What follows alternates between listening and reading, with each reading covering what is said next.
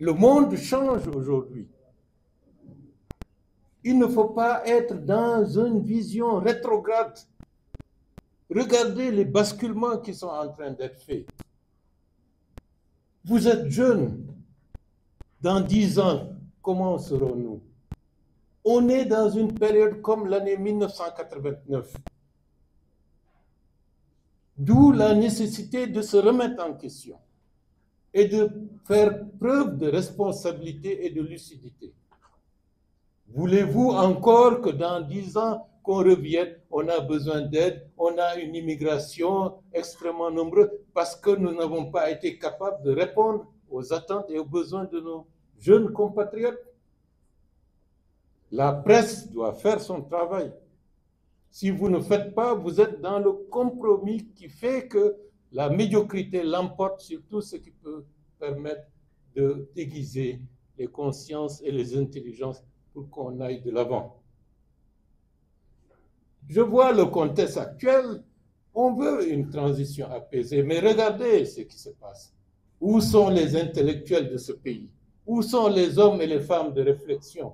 Est-ce qu'ils tirent profit de l'existence et de la présentation d'un avant-projet constitutionnel qui est fondamental pour susciter des débats, pour susciter des réflexions, pour encourager la société à réfléchir et à intérioriser progressivement les grands enseignements et la volonté qui se dessine à travers cette volonté de changement de paradigme? Je n'en vois pas. C'est insuffisant au regard de l'enjeu. Mais je vois des remarques, des pratiques qui ont été exploitées par le passé.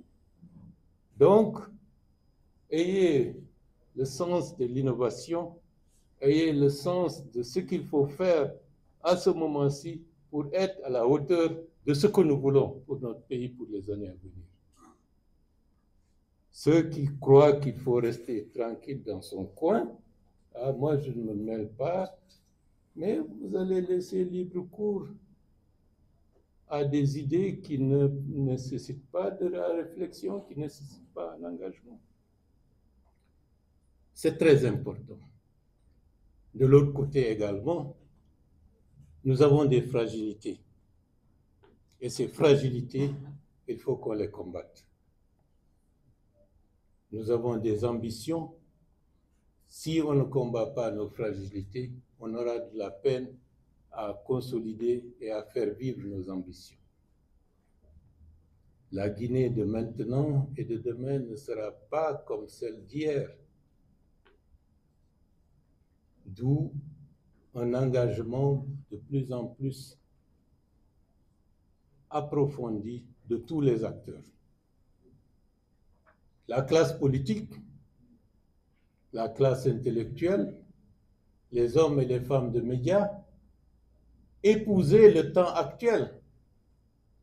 La Guinée a une forte ambition de ne pas être un pays sous-développé.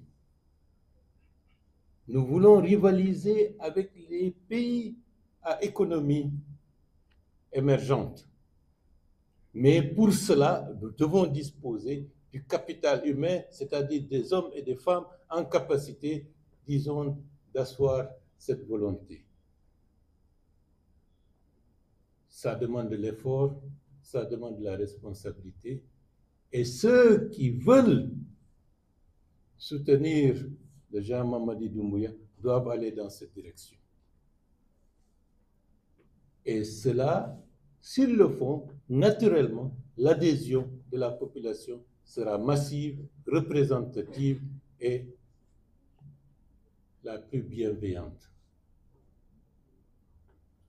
Faire croire qu'on applaudit alors qu'on est en train de plomber les choses, c'est aller à contre-courant et contre-productif.